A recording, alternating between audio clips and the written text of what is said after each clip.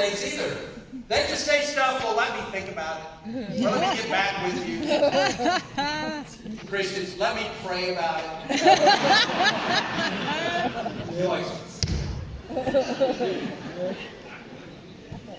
Right? That's what you're saying. No problem. I already went before the Lord before this issue. And I prayed for you. So it's good.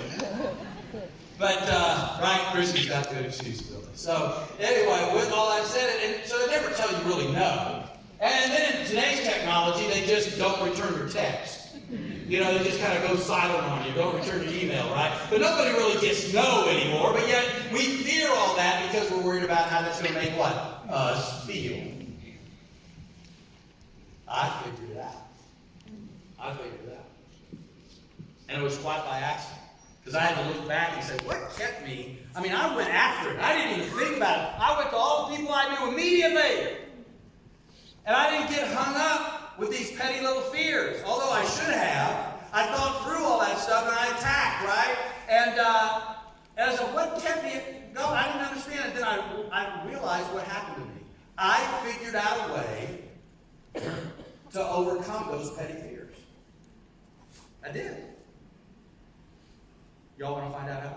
Yes. No. Here's what I'm telling you, seriously. I know. How many people think that they deal with petty fears that keeps them from setting appointments and growing? Anybody? Everybody, right? Come on, be honest, right? We all deal with it, right? Yes.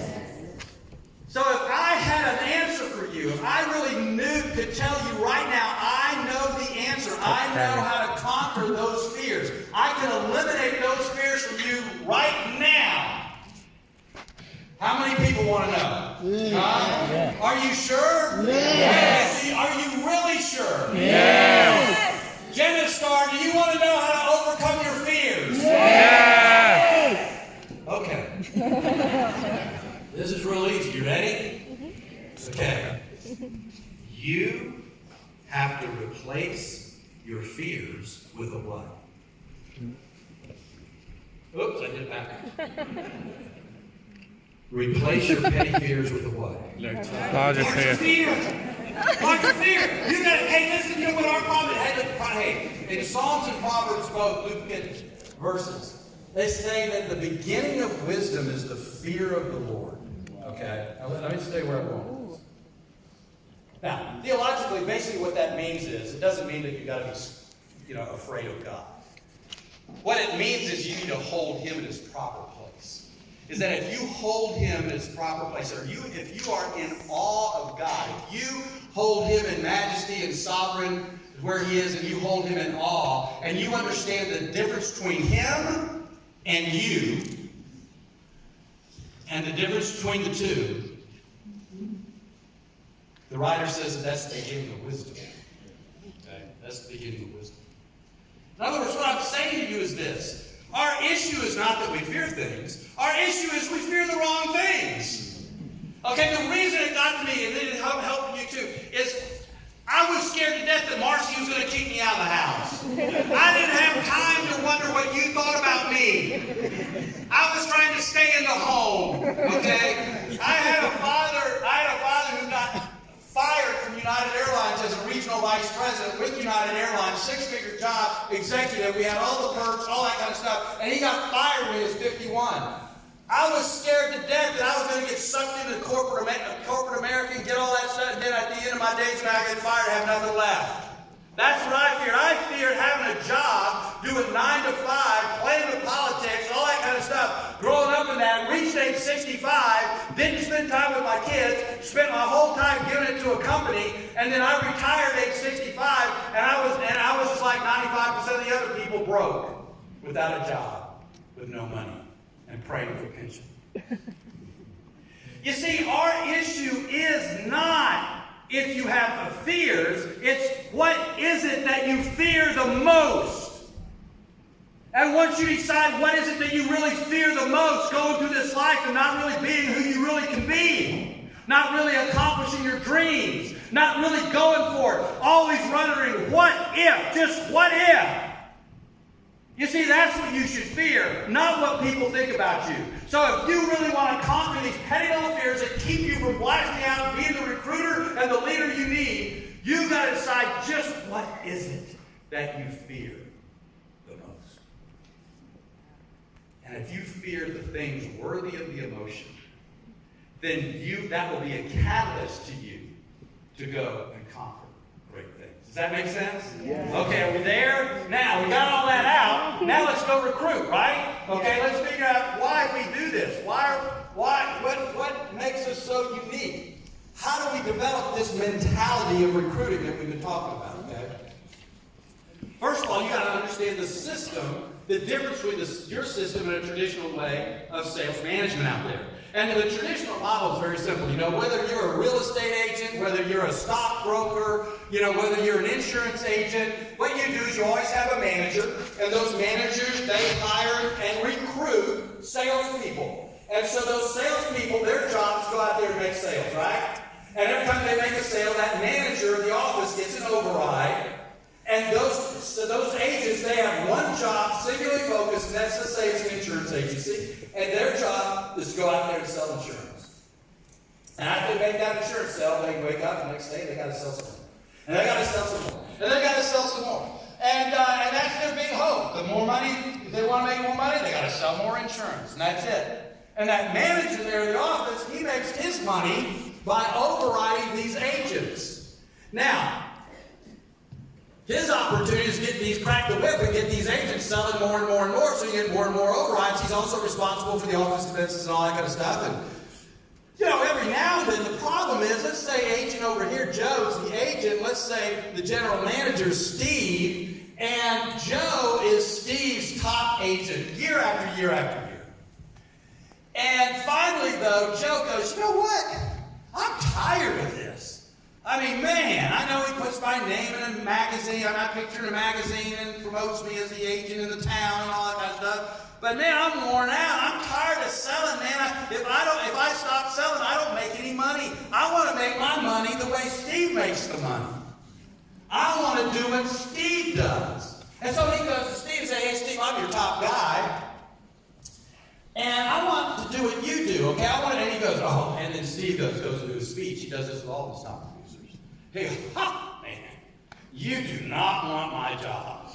My job sucks. I mean, man, you realize I got to run this office. I got to pay for all the overhead. I got to deal with all the compliance. I got to do all this stuff. It's, whoo. Listen, you got the good opportunity. You got what, you just go out there and sell, go. I'll give you another trophy. You just go for it. Well, Joe's heard that speech about 3 times and he's tired of it. He goes, okay, done. He goes and checks out another company. He goes to XYZ agency, insurance company. He goes, listen, I want to have a general agent contract just like my ex-guy Steve does. And they go, well, they're expanding. They're ready to take on more GAs. So they go, sure, here it is. You have this, and you can go out and build your little agency. And so Steve loses his what? Best guy to the and his best guy becomes his what? Competition. That's how it works all day long. And so Steve is constantly replenishing his supply, and by the time, he gets another agent to replace Joe, Sally over here, she hasn't talked with Steve. And he goes, silly Sally, you don't want to do this. I mean, you just go, sell. You're my best. I'll put your picture in the magazine. This will be great. You'll make more money to make more sales. Love you, Sally. Sally, tired of hearing that. She leaves. He's got to replace. So in the traditional system, it's very interesting. The general agent will always lose their top producers, but they will keep their bad ones. Well, why is that? Because the bad ones, they can be sorry and do nothing with any company. So they might as well just hang with Steve. They like him. He makes good coffee, So just hang with him, but he'll always lose his best. Constantly, never-ending cycle. Make sense? And so, that's the traditional model. Art Williams took that model and turned it upside down on its head. And here's what he did. He said, no. See, we're not going to recruit for sales. We're going to recruit and teach them leadership. We're recruiting for management. And so we're going to come in and we're going to give them a defined system. We're going to allow them to come in part-time, because we're not going to hire a bunch of unemployed salespeople. We want to bring them in part-time, teach them, have them learn, get confident on a part-time basis, and we're going to define the system to them. We're going to teach them exactly what they have to do to get every single promotion. That's the Primerica titles: district leader, division leader, regional leader, and then regional vice president. The regional vice president is going to be just like the broker in any other office, right? They're the ones that get all the major overrides, make all the major money, and all that kind of stuff, right? But the key to this is to define management promotion. And for the first time ever, Art Williams broke the code 2 ways. Number one, by allowing people to come in on a part-time basis first. Nobody in the industry ever did that until he did it. And number 2 is, for the first time ever, as he grew, he actually paid the regional vice president a bonus and override to produce other vice presidents. So for the first time ever, the vice president or the broker, the general agent, had a financial incentive to promote other people to his position. And when that happened, it broke the code, and we broke the industry wide open building distribution. That's what you have. That's Genistar. That's what you have. Maybe different titles, but that's your system. Now, here's the interesting thing about this system, is that this system, we always keep our best producers, and we lose our bad ones. And even if we might not lose them, they just might go dormant because they don't have to do anything, right? I mean, they're part-time, so we're not going to get rid of them unless they do something bad. But the ones that excel, we don't lose them. Why would they leave? They got the same opportunity their EVP had, and you're going to have many EVPs that promote EVPs that can make more money than them. We have many people that override hire because I got one person in my hierarchy that makes more money than my original code.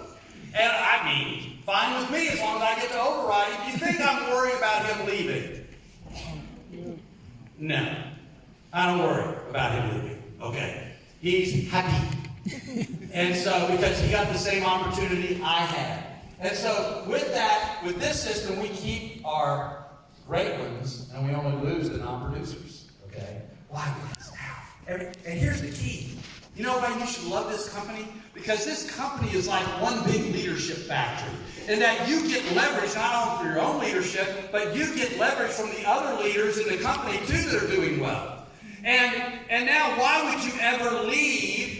Because your RVP or EVP has a vested interest in you. You got them working for you. You got them doing seminars for you. You got them doing everything for you. Can you imagine if you left and called your ex-EVP and said, hey, listen, would you mind coming over and doing a seminar for me? They go, who are you? No way.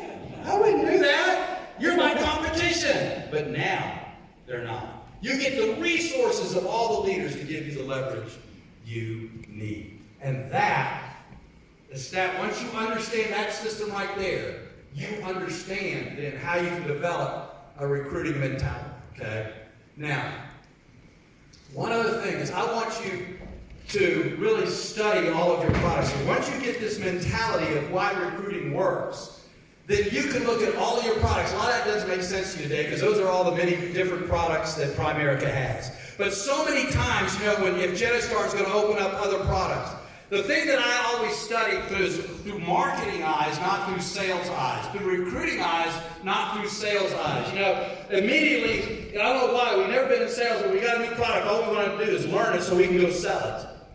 I never studied it that way. I looked at every new product through recruiting eyes. And so our financial needs analysis, which is your financial game plan or whatever, right? I looked at that F&A, and I didn't really look at it as a sales tool. I looked at it, is that a recruiting tool? Is that something that I can go and recruit people with? Like say, listen, here's what we do for the consumer. And if that recruits them to come to work for me, then it's a valuable product for me. Our buy term and invest difference, that recruits people. That's a cause that recruits people. Our crusade recruits people. We have a loan program. Is that attractive to the business person? Can I recruit people to that concept because they know it's marketable? You got to look at every product you get. Not can you sell the product and add to your distribution, but does that product help me recruit more people? Does that make sense? Because when you got this recruiting mentality going.